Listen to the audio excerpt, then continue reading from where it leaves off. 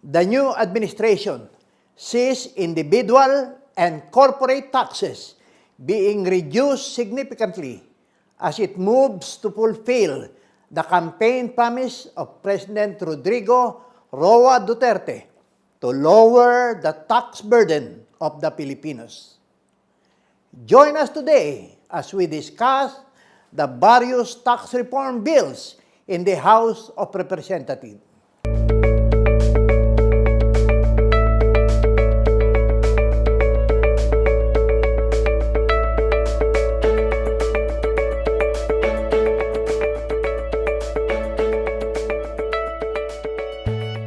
To raise government revenue, the previous administration pushed tax compliance.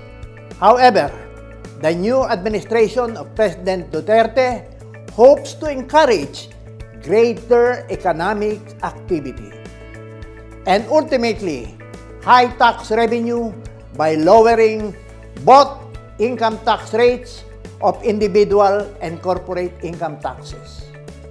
The Philippines currently imposes the highest corporate tax among the members of the ASEAN country at its current rate of 30%. In the individual or personal income tax category, our country is the second highest in the ASEAN region at 32%, next only to Thailand and Vietnam's 35%. Consumer prices, along with wages, have more than doubled, while brackets remain frozen. To illustrate, 65% of teachers were under bracket 4 in 2011. 12 years later, only 21% of them were under bracket 4 as more teachers were pushed to higher brackets. These middle-income earners are also largely made up of ordinary wage and salary workers who have shouldered the bulk of the individual taxes collected over the years. Truly, Filipinos pay the highest income tax among ASEAN members. Deputy Speaker Miro Quimbo has refiled his House Bill 2379 at the 17th Congress, an act reducing corporate income tax rate, amending sections 27 and 28 of the National Internal Revenue Code of 1997 as amended and for other purposes. Section 27A in general, except as otherwise provided in this code, an income tax of 25% is hereby imposed upon the taxable income derived during its taxable year from all sources within and without the Philippines by every corporation as defined in Section 22B of this code and taxable under this title as a corporation.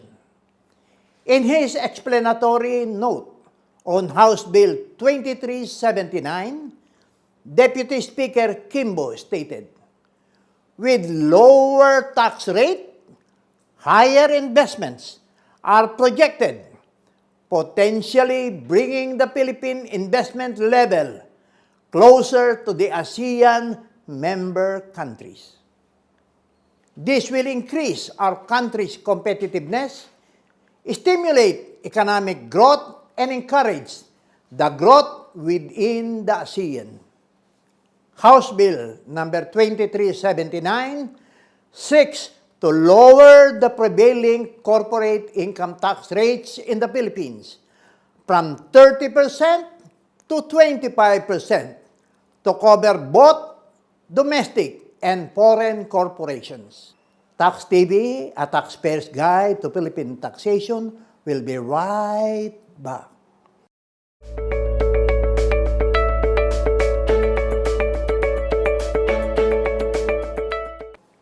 Deputy Speaker Quimbo also filed House Bill number 20 together with Representatives Francis Gerald Abaya and Rosano Rufino Biason, an act restructuring the income tax imposed on individuals, amending for this purpose Section 24 of the National Internal Revenue Code of 1997 as amended.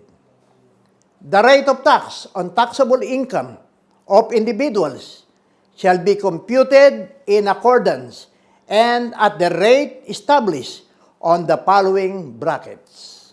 According to Deputy Speaker Quimbo, the bill seeks to correct the phenomenon of bracket creep by adjusting the individual income tax bracket to account for inflation. This bill also reinstates the original and noble intention of the 1997 National Internal Revenue Code to provide an equitable and progressive system of taxation. Joining us today on TaxTV is House of Representatives Deputy Speaker Romero Miro Quimbo, Principal Author of House Bill number 20 and House Bill number 2379. Our personal income tax rate right now is 32% in the ASEAN region. President Duterte wants it to be lowered. Now, House Bill number 20, which you sponsored, will be the answer to this problem? Yes, it will be. It will be a major first step because what House Bill number 20 actually seeks to do is to adjust to inflation the current tax brackets that we have. Obviously, we have the highest tax rates. The way to answer it is by lowering so that we can be competitive. But even before we go there, the initial step that we needed to do is to adjust to inflation all the incomes within the current tax bracket. Yeah. They have not been changed since 1997, So 1998. almost 20 years ago. It's in fact more than from the time they started with because they computed it from the Consumer Price Index of 1995. So talagang it's about time that we change it. In fact, if you look at the Consumer Price Index that they used in 1997 when this current tax code was passed, it was roughly at around 67.1. Wow. Today, it's already at 142. So more than double ang increase. So obviously, what has resulted is that those that are not supposed to be in the higher income brackets are now paying a higher tax. Wow. So that's really the effect. So what the significance of House Bill number 20? Will this bill make personal income tax law uniform? Yes. What will now happen is that when you look at the current tax bracket, since the incomes have been frozen since 1997, just take for instance teachers.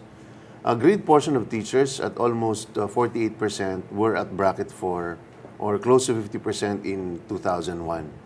Today, very few of them are left in that bracket. They've all been pushed up because the salaries have nominally increased, but in terms of value, they have not really increased. So when you look at their take-home pay, nominally in terms of amount, they have increased. Therefore, the tax rate has increased from 20 to 30%. But in terms of actual purchasing power, it's really the same. So by freezing these tax income brackets, we have completely or almost emaciated or cut into half the value of the net take-home pay. So this is a first major step to be able to give justice to our taxpayers. Because right now, the bracketing is 7 brackets. Yes. Yeah, 7 brackets. I think the first 4 brackets are already useless because of the minimum wage law. Absolutely. So we have only 3 more brackets left. Absolutely. So with this new proposals of yours, because I saw your proposals, there are also brackets. The first bracket is still above. So what could you say about that? What you have to remember is that the tax brackets only work for people who are above the minimum wage. Yeah, above minimum wage. Because regardless of where you are, if you're a minimum wage earner, you are fully exempted by law, which is a law we passed in 2006. Yeah. Now, what happens is with the increase in income within the tax brackets is that as an initial step, it will allow people who have been pushed up into the brackets, who used to be originally at, and by definition, should be in 10 or 15%, are now at 25 because 25. tumaas yung kanilang sweldo. We're now going to push them back to the original intent. So, really, it's not, House Bill 20 is not debatable. It is an intermediate step before the major overhaul, but it is long overdue because even the law, when we passed it in 1997, said that these tax brackets need to be reviewed every 3 years or so often. So there's now but no it has changes. never been done. It has never been done. It's been overtaken, and that's a very accurate observation that the first 3 brackets today are practically useless. So we need to bring it and make it more relevant. What could you say about President Duterte announcing that the brackets from 32 would be reduced now to 25%? I'm fully supportive of that because taxes cannot be looked at in isolation. As you have said earlier, is that with the onset of the ASEAN economic integration, the main issue is competition. There are a lot of companies that are now moving out of China and are now shopping in which areas to go to. Are they going to go to Vietnam, Cambodia, Indonesia, Malaysia, the Philippines, or Thailand? But if our tax rates as it is today are the highest in the entire ASEAN, why will they come here? They will shy away. Yes, if for every peso that they make, they will give up 30 centavos, but in Vietnam, they will only give up 15 centavos, who in heaven's name will come over here? And we have seen there is an inverse relationship as far as the high tax rates relative to the amount of foreign direct investment. The relationship is unmistakable. The higher your tax rate, the lower your FDI. And that's precisely why we have the lowest foreign direct investment in the entire region, in spite of our demographic sweet spot, in spite of the skill set of our people. We remain a laggard principally because of our tax rate. So by lowering that, you make ourselves competitive. You bring in more jobs. So if you look at reducing the poverty rate of 24%, you're able to address that. But more importantly, you increase the net take-home pay of every Filipino family. Yeah, that's the most important, the net take-home pay yes, of the workers. Which right now is really a great part are going to taxes. So what would be the highest rate in the bracket right now that you are proposing? What we're proposing eventually is, what we're really looking at is a 3-step process of overhaul. The first step is the immediate, meaning it's a band-aid solution, but absolutely needed, which is the adjustment to inflation. Without touching the tax rates yet. The second aspect is really multi-pronged, meaning you address the corporate income tax by reducing it from 30 to 25%. You reduce the personal income tax from 32% down to 25% and just having 4 brackets. 4 brackets only. Yes. So for both of those, and for the third aspect, which are really the major tax evaders of our country, meaning the self-employed, the professionals, and the small entrepreneurs, these are the people where almost 60%, 70% don't pay taxes at all. And the main stumbling block are 2 things. First are the high tax rates and the very complicated procedure.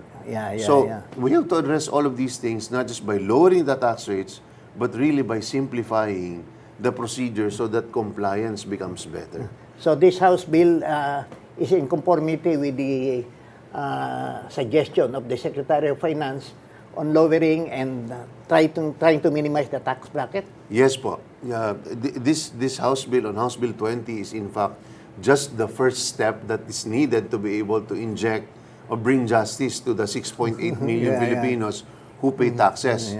But the rest of the fundamental changes are in several other House bills that I have filed. But ultimately, you are correct. We need to come up with a harmonized, holistic approach as far as taxes is concerned, but with the end view of mainly 2 things. Is increasing the net take-home pay of the ordinary worker, and secondly is to make the country competitive. Do you think the Philippines would be more competitive with this new tax bracketing that you are proposing to Congress? I'm not just hoping, I am certain, because all the data that we have all the data that we have studied, just by looking at the incentives that we give to in PESA, as well as BOI, we have seen how the tax rates bring about a positive relationship that for every 1% reduction in income taxes for corporations, it brings about a 6 to 7.5% increase in foreign direct investment. Wow. So it's unmistakable. And the other countries have always known this. And in fact, they're further lowering. As we are continue to debate whether to lower or not, our neighbors who already have lower tax rates are already coming up with lower tax rates to be able to entice in anticipation of what the Philippines is doing. So they're always 2 steps ahead of us. So like I always said, left behind. it's always long overdue, and we keep talking about the money that will be lost. And when truth of the matter is, you look at the amount of money that we don't spend, the amount of underspending that we have. Just in the last 6 years, the DBM yesterday reported that close to 1 trillion pesos were not spent in the last 6 years. Missed opportunities. If we can afford to actually lose, not spend 1 trillion, we could have actually afforded to lose a few billions to be able to bring about a better investment climate because of the lower taxes. Because right now, our highest bracket is the 500,000 bracket and above, which is 32%. Yes. But our neighbor, if you convert their currency into the, let's say, Philippine currency, convert it to Singapore currency, the 500,000 bracket, the tax there is only 2% in Singapore, while ours is 32%. So really, they will shy away here and really try to look for tax rates in the ASEAN region, which are of lower brackets. In your House Bill 2379, which you propose to reduce corporate income tax from 30% to 25%. Why 25%? When the Asian region right now is already around, on the average, is around 23%. Well, only because we want to be as responsible as we can. I think that we don't want to create any fiscal shock on the part of the government's coffers. But certainly, I think 25% is something that the private sector is going to be very enthusiastic about. Because, like I said, we are in a very competitive world today. What many of our fiscal managers are forgetting is that we are not just competing against our immediate neighbor, but the entire world.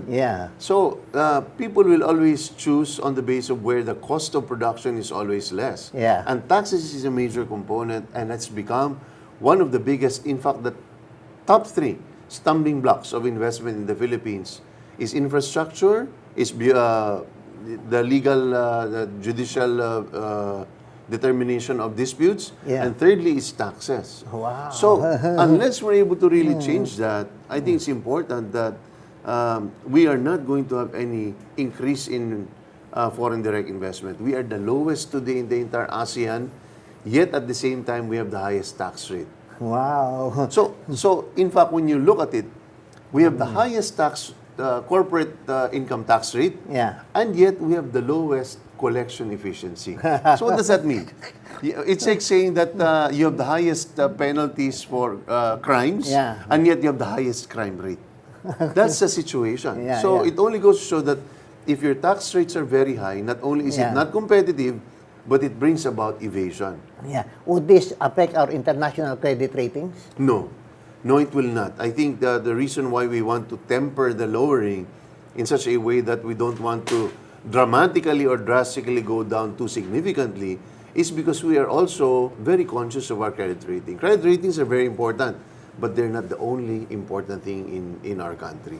It's something we always want to emphasize. Because right now, our tax rate is really quite high, especially in the corporate, it's 30%.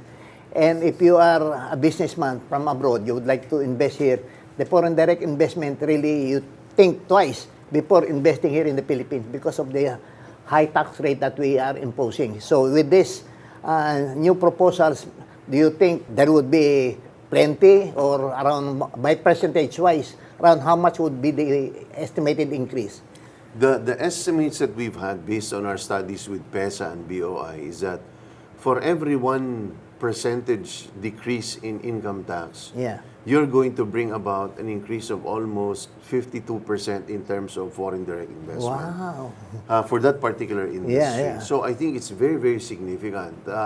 While it's not the only thing that foreign direct investors will look at, Yeah. it's a very significant factor when they do make the investments. Because like I said, when you make an investment and you know that 30% is going to be Yeah. taken by that government, Yeah. I'd rather go somewhere where they only take 12% for the Yeah. same production line that I have. Why will I go there? Yeah. But what we have that the other countries don't have is, aside from the skill set, is that we have a growing middle class. The per capita income is increasing, and we are now in the level of Thailand in 1994 to 1996. Wow. Meaning people can now afford to buy cars, they can they can afford to buy luxury goods. So this is something that's going for us. But on the part of the investor is that, am I better off putting it there, yet 30% is going to be taken away? Or am I better off putting the production in Vietnam and pay 12% and just pay 5% for logistics to send it over to the Philippines? That's really the dilemma on the part of the investor that we want to exploit.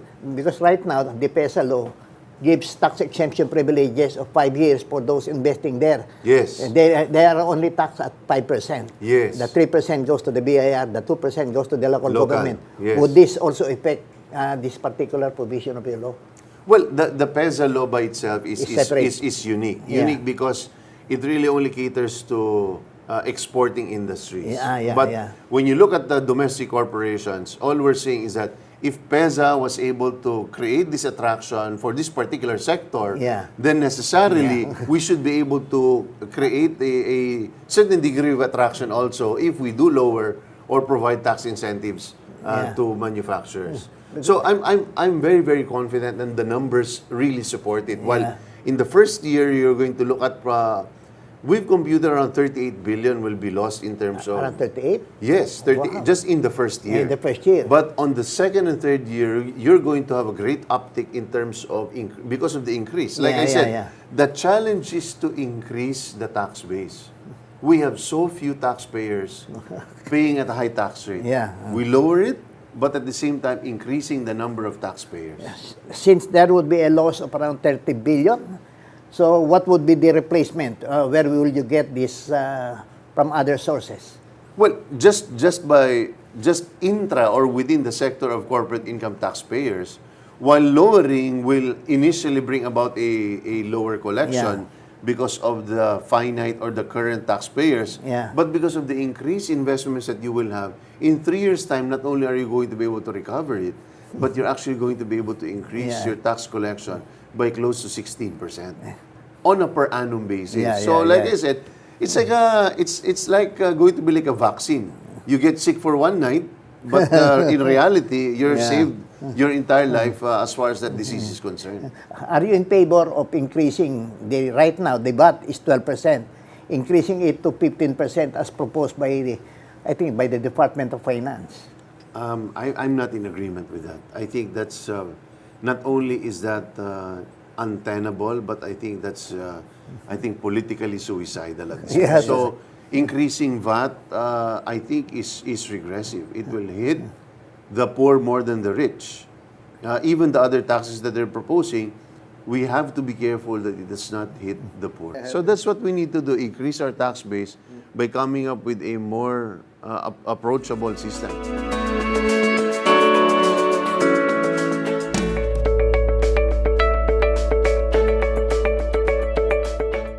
In our succeeding episodes, we will invite Senator Sani Angara, Chairman of the Committee on Ways and Means, Philippine Senate 17th Congress, to join us and present his Senate Bill number 129, Indexation of Personal Income Tax, Senate Bill 130, Lowering Personal Income Tax, and Senate Bill number 317, Lowering the Corporate Income Tax. Let us help build our nation. Give your share by paying your taxes correctly and promptly for a better tomorrow. Once again, I am Dr. Victor D. Andriga, and this is Tax TV, a taxpayer's guide to Philippine taxation.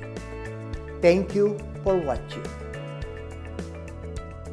For comments, questions, and suggestions on our topic today, you may email us at taxtvph@gmail.com, and Dr. Victor Endriga will gladly answer your queries.